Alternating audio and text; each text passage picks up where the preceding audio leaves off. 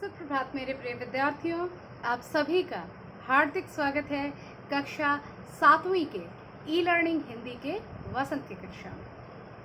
तो स्टूडेंट्स, जैसा कि आप जानते हैं कि आप लोगों का असेसमेंट होने वाला है और हम लोग काफ़ी पहले जो है PT1 के चैप्टर्स पढ़ चुके हैं, तो फिर पुनर्चर्चा भी वैसे कर चुके हैं, लेकिन हो सकता है कि आप लोगों को थोड़ा बहुत याद दिलाने की, रिमाइंड करने की ज़रूरत पड़े।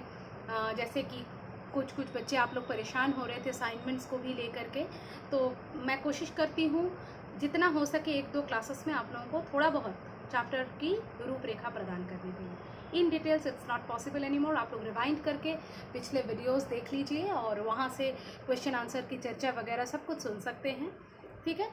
तो हम लोगों ने जो चैप्टर पढ़े थे वो था हम पंछी उन्मुक्त गगन के, दादी माँ, हिमालय की बेटियाँ, कठपुतली और मिठाई वाला, ठीक है। तो हम पंछी उन्मुक्त गगन की एक कविता थी जो श्री शिव मंगल सिंह सुमन द्वारा लिखित है। इस कविता में जो है आज़ादी का महत्व बताया जाता है कि किस प्रकार आज़ाद रहकर हम लोग किसी भी सोने चांदी में चाहे पल पल बढ़ रहे हों, सोने चांदी से मिलने वाला जो हमको सुख है, उन सबसे ज़्यादा इम्पॉर्टेंट हो जाता है इंसान का आज़ाद रहना। पक्षी के लिए भी वही है, उनको चाहे सोने की कटोरी में मैदा दिया जाए, लेकिन उनको कड़वी निबौरी जो अपनी मेहनत से आज़ादी में प्राप्त होती है वो ज़्यादा श्रेयस्कर लगता है। वो बंधन में रहते रहते अपनी गति उड़ान सब भूल गए हैं। पहले वो सीमाहीन क्षितिज से उनका एक कंपटीशन सा होता था, वो सीमाहीन क्षितिज वाला कंपटीशन अब केवल उनके लिए सपना हो गया है। वो जो है पेड़ के जो डाल के झूले हैं उनको केवल सपने में ही देख पा रहे हैं। तो कहते हैं कि हमको अगर पंख दिए हैं, हम चिड़िया हैं, तो हमारी उड़ान में आप लोग बाधा ना डालिए, ठीक है। उसके बाद हमने दादी माँ नामक एक भावुक कहानी पढ़ी थी। इसमें लेखक के बारे में बताया जा रहा है जो कि बहुत दुखी होते हैं जब उनको अपने दादी माँ की चिट्ठी हाथ में थमा, मतलब नॉट दादी माँ की, दादी माँ के बारे में लिखी गई चिट्ठी हाथ में थमाई जाती है, जिसको उनके बड़े भाई ने लिखी होती है और जिसको पढ़कर उनको ये समझ में आता है कि मतलब ये एक दुखद संदेश उनके लिए आता है कि उनकी दादी माँ की मृत्यु हो चुकी है। वो बहुत अपसेट होते हैं, बहुत दुखी होते हैं और दादी माँ के स्मृति के जो पन्ने हैं एक एक करके उनके सामने खुलने लगते हैं। किस प्रकार दादी का नरम गरम अंदाज जो था वो उनके मन में पूरी तरह से भरा पड़ा है। दादी जब उनको बुखार आता था तो पूरी पूरी रात उनकी जो है गीली पट्टी करती रहती थी, तरह तरह के लेप लगाती थी, किस प्रकार से उनके तापमान का अंदाज़ा लगाया करती थी। फिर वो खुद कुछ कार्य नहीं करती थी, लेकिन उनके डायरेक्शन के बिना कोई भी कार्य नहीं हो पाता था। गांव के लोग उनसे बहुत श्रद्धा करते थे लेकिन डरते भी थे। वो रामी की चाची को किस तरह से जिसको धन्नो चाची भी कहते हैं, उनको किस प्रकार से फटकार लगाती है जब वो उधारी के पैसे चुकाने में लेट करती है।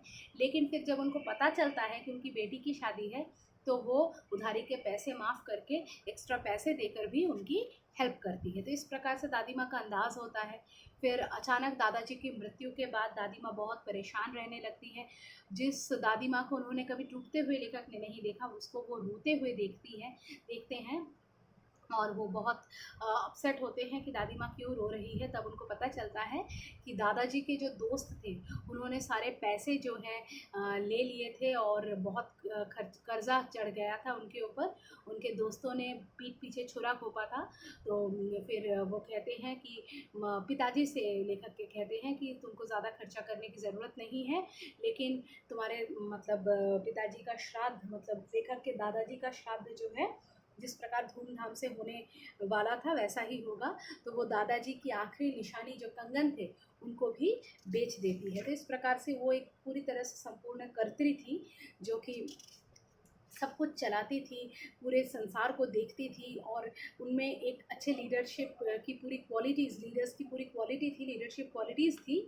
और फिर जो है, आज जब उनकी मौत हो गई है, तो लेखक शिव प्रसाद सिंह ये कहानी लिखकर हमको बताते हैं कि किस प्रकार से वो अपसेट होते हैं। और लेखक के भावुक होने वाली जो मतलब उनका जो प्रॉब्लम था वो कह सकते हैं, इसको लेकर उनके दोस्त बहुत मजाक उड़ाते थे, उनको होमसिक समझते थे।